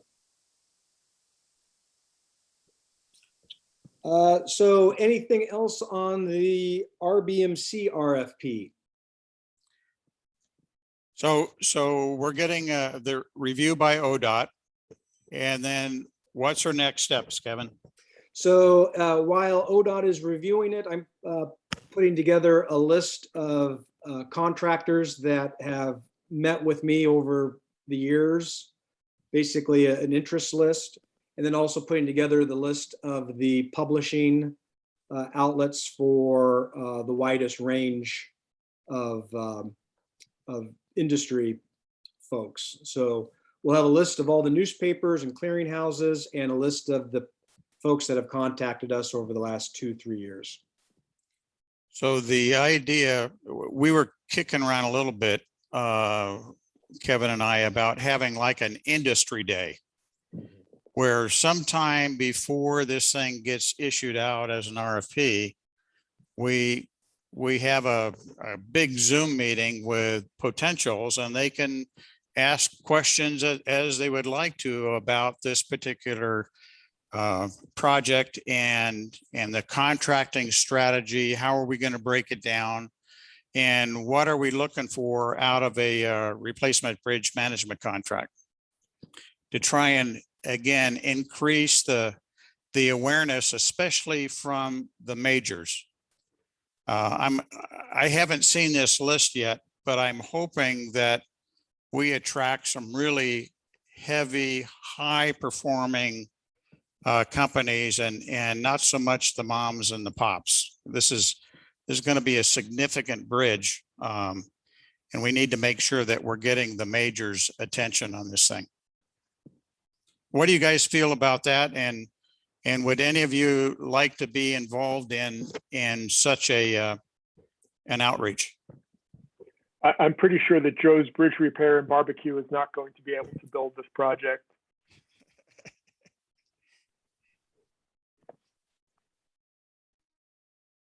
Mike, could you repeat that? Sorry, I had to step out and get some water. Sure. What we're talking about, request? what we're talking about, Kate, is maybe having an industry day Zoom meeting where contractors can dial in. We give them a little presentation on our bridge project, maybe some real gross timelines, maybe a contracting strategy. How many packages are we looking at? What do we intend to use this replacement bridge management contractor for? Those kinds of things, and then open it up and let them ask questions of us. And what I've seen in the past, when you do this, if you do it properly, you help build the interest of the engineering construction community in actually submitting a bid. So we want a lot of good quality bids coming in here. That's the way we're going to get the best price and the most qualified people. And I was asking, would anybody from the Bi-State Commission would like to be part of that discussion? I can see it kind of like a panel presentation. Hey, We got the representatives from the communities behind this, a lot of support. What's important to the communities. I can see, especially in the construction contract, people wanting to find a niche that could help them score. Like if they could use local content, a lot more local content than external. You know, maybe that's good for the community. Maybe that's good for price. Maybe it's good for the scoring. Maybe they want to ask a question of you folks. Hey, do you guys have any batch plants in the area? Or what's your housing market in the area? That's probably going to come up, I would guess. That's going to be a problem area. So we might as well fess up to it up front. So the question is, what do you think about the idea and would you like to participate in it? I think if it gets us more quality contractors, it's a good idea. I've never been involved in this kind of a large project before, a project this large before. So I don't know what is expected. When it comes to the construction part, I know nothing at all. I mean, I could talk about community and housing, but you know, you're more expertise in most of this stuff, Mike. I think this first one is really going to be aimed at the management contract, but they're going to want to hear about the rest of the project. And based on what we say on the rest of the project, they're probably going to figure out where's the money going to be. If I'm a design contractor and I can do management, where am I going to make the most money? Well, it's probably in the design contract, and less so in a management contract. Likewise with construction. So they probably going to make their decision where they're going to bid based on the complexity and where they fit the best with their particular companies. This is Commissioner Anderson. I'd be willing to sit in on an industry day with a group of, potentials. I like it because in essence, it's kind of an interview without an interview. While they're looking at us, we're also looking at them, and then we'll see when they actually decide to, apply. Yeah, you bet. Okay. Yeah, this is Marla. I agree. To me, it sounds a bit like an open house. We time it at a period of the process where some common questions may have come forward, and so we can answer those FAQs. And I think to Kate's point there, it's about the balance of who's participating in that call. So it is beneficial for both sides, and that we have the right people that can speak to the project and some of the technical particulars. And then those like myself and the other elected officials in this group that can speak more to some of that community narrative as we're putting our feelers towards them, and they're doing the same with us. Okay, so you'd like to participate? Yeah. Cool, good. And I'll help with whatever I can do. Okay. I would like to know what WashDOT and ODOT recommend in terms of how we conduct this. I suspect that they've done similar sorts of things, and any guidance that they can offer us. I mean, I'm not asking for that now, but any guidance that they can offer about how this works in this area is going to be helpful. Yeah, there's certain questions that we're going to have to try and shy away from when it gets down into the finances and so on. And I'm sure they've got some cheat sheets that'll help us. If not, I know of people that I can knock this together pretty quick. It's pretty Great. common sense. Okay. Okay. Let's move on to the next one. All right, preliminary cost estimate. Let's see, we got about 15 minutes here. So Commissioner Fox, do you want to give an update? Yeah, real quick here. We're making pretty good progress. We've had either 2 or 3 reviews. We're having another one tomorrow. We've gone through the base estimate. We've gone through the scoping document. Last time we went through the schedule, and tomorrow we're going to try and go through engineering risk and start into a contingency model. And either tomorrow or the next time, we've got to get into owner costs. We haven't seen that yet.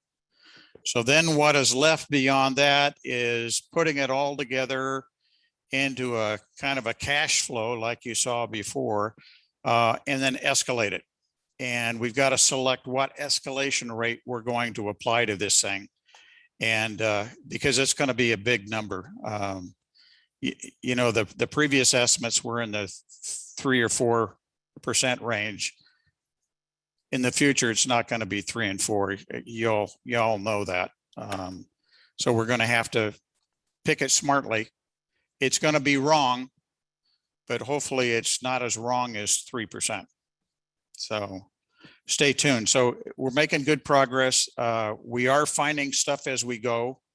There's some action items that the port has committed to come back to. What we're finding as we go through the estimate, this is going to be a very complex project with lots of interfaces. And we've got a little 2 or 3 minute video we want to show you right now on the methodology for building the bridge after we get the foundation in. And I'll walk you through it as we do it. Commissioner Fox, do you want to just briefly note the ASBI and who they are? Yeah, American Segmental Bridge Institute. It's a building group, and their whole sole purpose is to make building bridges better, stronger, safer, and we're going to show you one type of bridge building methodology that is currently planned for this bridge, and we're doing it because of the constrained area of this particular bridge. It's called a balanced cantilever approach. So we'll get into it. So we're building a foundation coming up out of the water, and we've got a pier cap.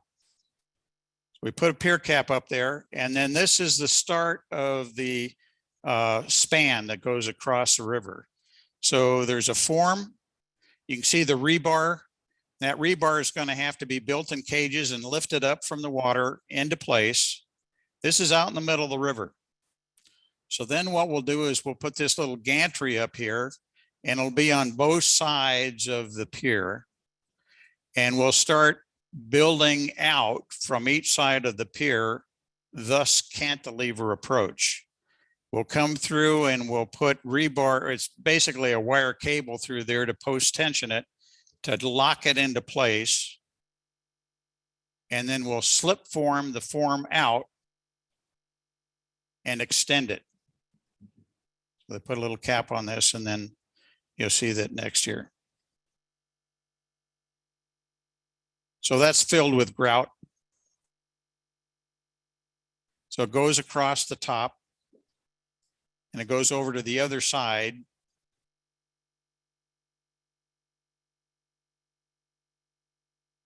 There's 2 sets of forms, one on either side. This is showing you one. So it slides out at the same time the other side slides out.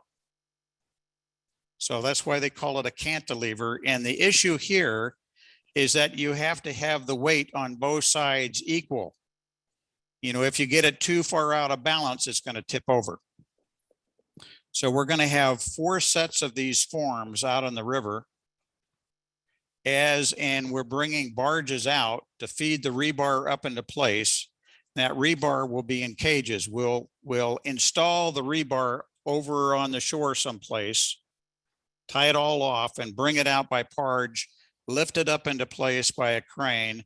Then they pour the concrete, and the concrete will be either by the trestle or by barge and pumped up to the top. And then every section is about, I think they said 5 days for a section. And there's several hundred span sections that we've got to deal with. So it's a pretty slick operation. It's not the most cost effective, but we just don't have the room on our bridge on either end. I've used what they call a bridge launcher in Romania, where you have this big old long 60 to 70 foot precast piece of concrete that you built in a concrete yard. You haul it up by truck and you set it on the side, and it kind of shoves itself across the span and drops into place, shoves another one and drops in place, and so on. That's a precast segmental bridge launcher. We just don't have the room here.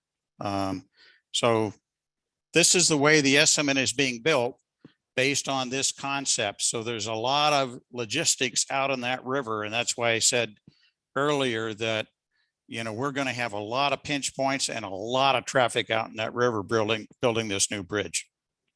And it's going to take a lot of close cooperation and safety issues all over the place, so we don't hurt somebody. Anyway. Mike, how far off are we from having enough space to do the precast segmental construction? You're never going to have it. I mean, you would have to take, as an example, you'd have to have a clear span coming in from the Oregon side. And you'd have to have a precast site probably over there where the museum is. Right. And then you take that precast on heavy trucks and you run it down over where the port office is, and you launch it out that way. And I just don't think you got the room for it. It's too massive. I guess the reason why I asked that is because I talked to some other folks who thought that is how that they would approach the project. And I thought that they described doing the construction at something like SDS's site and then barging it into place and lifting it in place. Is that not possible? That's a different type of erection. Okay. That's a precast barge and then crane up. And that is a possibility. I think as we get closer to construction contract, you know, one reason for having this management contract is to help us make those kinds of decisions. Okay. I always thought that was an option, but with that, I can also see more traffic in the river. So yeah, no, nothing's going to be easy. This is a hard project. No, it's not going to be easy. It sounded to me like you had discounted that possibility, but now I see that you have not. Yeah. So, okay, so that's the preliminary cost estimate. Any other questions on that? This is Commissioner Anderson. My question is, so far we've been budgeting 30 million or so for the engineering design. Yep. How close are we on to having that be a realistic number? If we're looking at a $245 million construction and usually engineering 6 to 10%, I mean, that's a pretty big range. You're looking at anywhere from 15 to 24 million based on that current number. So where did we come up with our 30 and how close are we on that? Yeah, the 30 is an old number, and the 248 number that you, I think, quoted, Commissioner Anderson, that is from the current estimate, but it's stripped. It doesn't include any contingency or other open items that are not in their risk or escalation. So if you take that 248 plus the RBMC estimate plus 30 some odd million for engineering plus the demo plus escalation, I'll tell you, I think we're pushing 500 million by the time we're done. So it's not getting smaller, it's getting bigger. And I think that's going to be a challenge for us going forward with the RBMC. How do we slice it back down? But it's going to be a big number when it comes out. So the dogfight I expect tomorrow is that the folks are going to try and do a percentage for design cost. And I'm going to try not to let them do that. what I want them to do, and they've built bridges, I want them to tell us how many calculations are they going to have, how many drawings are they going to have of various types, and then we'll build it up based on hours per drawing, which is typically what you do in design. And then we'll throw a factor on that to come up with a number. But when I look at it on a gross basis on that previous slide on the work plan, I think we're going to look at it here in a minute. When you add this other element of design during construction, that percentage doesn't look that bad. I'm still a little concerned. What these guys are telling me is that the cost of doing the design is equal to the cost that you're going to incur of engineering support during construction. Now they convinced me because of this cantilevered approach. There's a lot of design calculations that you have to keep aware of so the thing doesn't fall over while you're building it. But 100% like that, I've never seen a project like that. So I'm not yet convinced that's a right number. But that's why we're going through another estimate review tomorrow on engineering. Commissioner Fox, I could also just address the section 6F property conversions as part of that PCE, if you'd like. Yeah. So there's other costs in there too. Right. So in the EIS, the assumption is that we are avoiding the marina launch and parking lot and the marina green area. The PCE is going to have some varying assumptions, but there could be an assumption that shows that we're actually utilizing that parking lot and marina green possibly for lay it down, including the removal of the port offices and the maintenance building and relocating that over by the chamber building as an example. So one of the things that we will need to do is to assess what the impacts are going to be to each of those recreational areas. The grants that the port received back in the 70s came with a lot of strings attached that are going to require like property to be found during construction. For example, it's unknown whether this is a good example, but for example, the Marina Green, does it make sense to temporarily convert lot 1 into playground facilities during the construction period? And if so, once construction is complete, can Marina Green be made back to its return condition and the fields leave lot 1? So there's a lot of information that we're going to be developing, assumptions for each of those scenarios, those 3 or 4 properties, what's the path forward and the costs and the amount of time it's going to take to convert those properties. And so, this could be a longer process, but that's something that WSP and the port will be working on in the coming week. Yeah, so let me see if I can summarize that in my layman's terms. There was some agreements made as part of the NEPA process in regards to using of the port marina. Those assumptions, in my opinion, are probably not going to work. The site is too tight, and you're going to have access into there. So here is a case, I think, that, hey, there was an assumption made. The assumption's probably not going to be right. We're going to have to change it. We're going to have to rev things up. I told the Port Commission, this is probably the first one. I've never been on a project where an EIS has never had to be revved during the life of a project.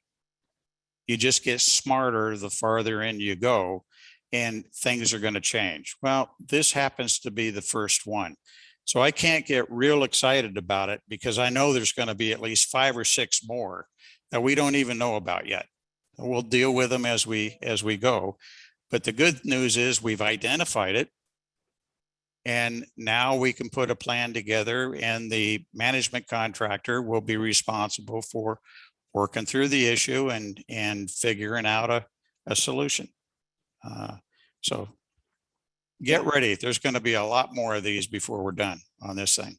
And one thing that, with the compensatory agreements pushing out the final EIS ROD, there is some time to do some of this work. So for instance, the 4F process, which is cultural resources, historic, and recreation, that's a 45-day comment period. Theoretically, we're going to be looking at whether that could be done now during this 6-month period. Does it make sense to start that process if all it takes is a 45-day public comment period? So we'll be working on that with WSP's environmental team and bringing back a plan. Be careful, be careful. You put a green space over in lot 1 and it ends up being there for 2 years. That was just a Whoa. hypothetical. Well, that was one of the big questions is once you put this quote unquote temporary element, will the OPRD even allow it to be removed? So that's a really key component along with the local political concerns too. Well, yeah, Okay. and the local political concerns, those are going to be huge. So Well, you take a look at the amount of heavy trucks and cranes and cherry pickers and so on that are going to be needed for this project. And the closer you can get it to the bridge, the better chance you have from keeping it separate from the local community. You want to keep your traffic totally separated. And if you take it all the way over to the port on lot 1, you've got heavy trucks running right down through the middle of there. And I would be very nervous about that. Likewise, where the port is now and the access into the port, we're going to have to do some traffic engineering to try and keep those heavy trucks in the laydown areas away from road traffic. So it's going to be an interesting logistical challenge, and everybody should, be ready for it. We're going to have lots of discussions about this in the next couple of years. But Mike, if you're looking to do the cantilever design and design it that way, to me, it makes far more sense than if you use the SDS property out there, the big, the landing, and build a ramp down there. And Yep. You keep all your trucks and everything over there because you're not going to need it because you're building it off a cantilever design off of every single pier coming up. And that changes the whole way it's going to work. Yeah. And so you wouldn't need the greens or anything else. The only thing I keep thinking about where you're going to, lose the port property is where the run up is, to the entrance to the bridge. But other than that, you're not going to be using that during construction because you're doing the cantilever design. Well, don't you Yes. still have a staging area for that? Where are all the cables, all the materials, all the concrete? Where is all that being stored in the process?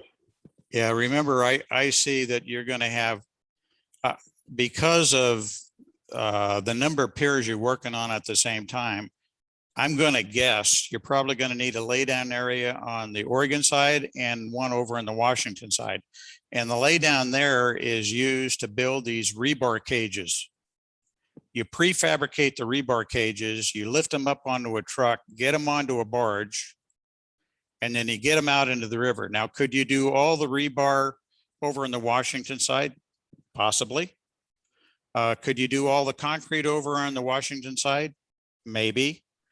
But those are the issues that I think as we get this management contract in place, they're going to help define all of those logistical things. All we're doing with the estimate is putting together a scenario for building up a cost estimate. Reality is going to change it. But the cost estimate should be workable, and we should know it can work the way we've got it. But I think, Commissioner Anderson, you're right.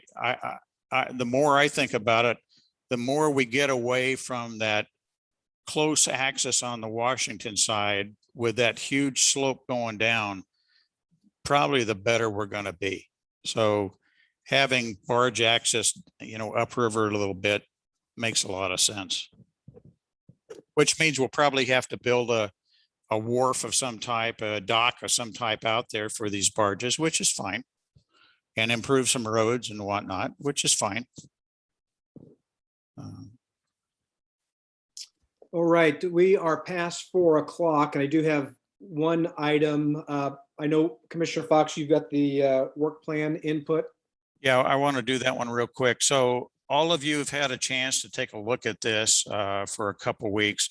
I got some really good comments back from Marla on the communication plan. And could you set up the one that I sent you, Kevin? Hers is in red. Yeah, let me see if that's in here. Oh, okay. No, it's not in there. Anyway, okay. Talk to it and I'll look for it. in Yeah, my so email. so what this really does is for the next several years, it's a very high level work document that says, here are the types of things that either the management contract should be doing, or the design contractor or the construction contractor on a very gross basis. The early years is really focused on the bridge management contract. And what I wanted to do is use this going into the fall planning process with the port. This is a little different. In fact, it's a lot different than what's in the current plan with the port. It's a lot more detailed. And the timing on it is much more accelerated than what is currently in the port by several years. But I thought, we're trying to get this bridge done quicker than later. And so we put it in this way. So it basically says we award a bridge management contract by December. It's probably going to be January now. We award a design contract by June. Maybe that's going to be July, August. If you go down, then each section, it talks about the June 21 to June 22 work plan. So the red here is what Marla adjusted and added, and it's adding a lot more discussion into the communications plan that the RBMC will do. And I personally think it's spot on. We got to really up that game big time. So when any of us are out talking to our representatives, we've got some material that's consistent across all of us. And we're talking kind of from the same playbook, at least to start from. So kudos to Marlo on that. The rest of it is basically, hey, here's what high level things we ought to be doing in that first 6 months, then the first full year, second year, third year, and so on. And part of this needs to get back into the replacement bridge management contract spec. So when we go do the orals and the presentations and so on, they're talking about how are they going to do this for us? And what are they bringing to the party? And then we can have that discussion back and forth with them. So it's kind of a key document. It's going to change every year. It's going to change a lot. As we learn more, we're going to start adding more into it. Like we're going to have to add an issue in here of how are we going to deal with this issue on the marina and access to the marina. That's going to be a special topic that the RBMC will work through and give us some recommendations. So with your concurrence, I'd like to use this document going forward into the port as our input to the port's fall planning session as it regards to the replacement bridge only. I We like good? it. I'm good with it. I just, there's a lot of detail in there that I don't know about. I'm reading all the lines. I'm like, what the heck does that really mean? And I think some of the things are really detailed. Some of the things could be more high level with a couple bullets under it. And how one of these firms takes that information and uses it exactly might be different than another firm. But I think in general, I like that there's a plan, and it's, we're suggesting an aggressive plan. I guess that's the big picture for me, is that we're suggesting what might be considered more of an aggressive plan to get the bridge done sooner, and it has more detail than we've had before. So that's why I'm saying yes, it's good. Okay. Other comments? I'll just add, I'm with Mayor McBride on that. I have not had a chance to discuss this with Bob Benton. I thought I would be talking to him today, but he's out of town, so I will have to review it with him. How about Betty or Marla? I think Looks they good to might, me. I think the mayors might have dropped off, Okay. aside from Hood River. Okay, All right. so I'll go ahead and push this forward through the port as our recommendation for their consideration. And Okay, Mike, I'll be working on like the governance and some of the other elements as far as step by step, what are the expectations for the legislation and sure. funding and all of those things. Right. Okay, All on to the right, next one. And thank are you you. thinking this is kind of like a living document, because as soon as the first hiccup happens, it changes everything? Absolutely, Commissioner Anderson. So when you read the RFP, it basically says every year you're going to have a work plan and a work authorization. So the last 2 months of the fiscal year, you'll be developing a rolling forward into the next year. And that will be used by this contractor to price it out, and through the port, we authorize that follow-on work. And you're absolutely right. This is going to change. It'll probably change 2 or 3 times during the year as well.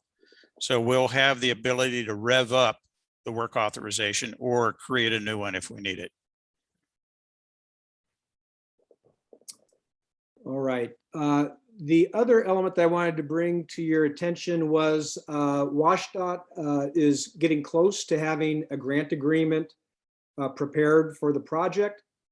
They will be the first funder that's available. I anticipate build is going to be ready sometime next year, and ODOT will be closer to July. And so WashDOT asked that there be some very high level limited categories laying out tranches of money based upon broad categories that can work their way into the agreement as an exhibit that ultimately would come back for review by the bi-state working group and then approval by the Port Commission. So here, this is very high level. If you go into the packet, there's a more detailed matrix that I've shared with you in the past, and that's been updated based upon conversations with Commissioner Fox, Steve Siegel, others. But these categories seem to be the most reasonable tranches of money to put into the grant agreement, keeping it very broad so that it can be used in a variety of different ways, but still shows the intent for these categories. Really wanted to keep, over 50% of the funding into engineering and design. The project management is the second largest category. This isn't anywhere near enough as we've been talking about, but it does allow for a certain flow of action to move along. And as the contracts come forth, all of these categories will then be brought into action to pay for those contracts and activities. So the justification for it is down below, which I can certainly get into. But this is the general breakdown for the $15 million, including contingency of about 10%. So I see this, if you look at the project management one, which is a replacement bridge management contract at $3.1 million. Again, we don't have the real contract price yet. It's my estimate. I think we're probably good for 2.5 to maybe 3 years at that rate. So that gets us down. It gets us well along, the organization set up. We got ourselves really moving out. We've awarded a design contract and so on. The engineering piece of this at about $9 million, that looks like, again, we don't have any bids, but that should get 1 of 3 years of a design process. And then we've got some other studies and services of 780,000 and $1.5 million in contingency. Some of that's going to get used up in design as well, and maybe a little bit up into project management. And the design would be for stuff like in water surveys, geotech, and so on. So there's some money available for that. We're going to have to manage it pretty tight, but there's enough to get us going. Yeah, geotech is included in the engineering design category. No, not in my number. In your number, maybe, but not in mine. For this sake, and the reason that it was there just is to show that we're putting as much as possible into engineering design, but how it gets split out. Yeah. But so this will come back to you and the Port Commission when you see the WashDOT grant agreement, but these totals for WashDOT should tie out when you see that grant agreement. So on just the WashDOT alone, it'll get us into the project management contract about a 1.5 years. Right. So it gets us moving and gets the operation going. Exactly. So. And then Steve Siegel is putting together, we're getting near to the end of his contract. So he will, for the December meeting, we'll be bringing an updated scope and schedule for the governance work as we progress, especially with the great news that we're hearing from the Oregon legislative team. So that was really great news, and look, really, Steve's been a big part of that work. So we will be bringing a plan for you for Steve's work, and that'll be an opportunity to ask questions of him. Other than that, I think we're into the minutes and other items. So back to you, Commissioner Fox. Yeah, did anybody have any comments on the meeting notes that Kevin included? Was there any errors that you spotted? No, but I don't think we have a quorum, so I'm not sure Okay. we can actually take action on this stuff anyway. Okay. Well, if you get a chance, get a cup of coffee and. If Jake is here, I think we're good, Commissioner Babbitts. Oh, okay, great. I would make a motion to accept the minutes as provided. Second. All in favor? All right. Aye. Aye. Aye. Okay, so Good catch, Kevin. that one passed. I keep Okay. an eye on Commissioner Jake. We've been in a lot of meetings lately. Yeah, excellent. Good work. All right.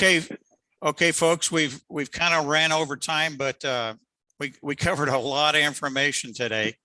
Is there, if you will, if there's some special topics that you guys would like to be added, either get a hold of Jake or myself, and we'll get them onto the agenda for the next time. And please feel free to do that. Arthur, looked like you had a question. Oh, I was just going to say, it would be really helpful for us to know when we're going to get information on the analysis that was done on the bridge, because that is going to weigh into the financial imperative of replacing the bridge. So if we can plan for a report on that in some form, that would be great. Sure. So Kevin, if we could, again, this is not direction, it's a suggestion. Write it that we're going to present this at next week's port meeting. And during that time, we're going to ask for a response date. And just to clarify, Arthur, so is that including the cash flow model for the current bridge? Or oh, no, I'm sorry. I was asking an entirely different question. I was asking about, you folks had engineers out on the bridge thumping and measuring and doing all sorts of stuff, which is going to help us understand. Yeah, Yeah, For- okay, Sorry. For Yeah. removing That's what I'm talking the weight about. restrictions. yeah, it's, Got it. you just want an update on the bridge, so it's weight restriction and also probably the cable Anything else you replacement. know that, Yeah. that affects, Sure, anything of the current bridge affects this new bridge. So some update on that stuff, even in writing would probably be good enough. Just put it in our report if you could. Sure. Just put it as a request from me. You got it. Not a problem. okay. Other, Thank you. other comments from other members? None here. Sunsets before 5 o'clock. Okay, all right, so if there's no other comments, we'll go ahead and close off the meeting. And we'll be talking to you all soon. Thank you very much. Thank you. Thank you. Thank See you. you. And I've got a commissioner agree. meeting tomorrow, Mike, so I probably won't be on for any of that engineering discussion. Okay, okay, very good. I'll keep you up to date. Thank you. See Bye. see you later, Kevin. Bye-bye. See you tonight. Have a good meeting, Kate. Yeah. Yeah.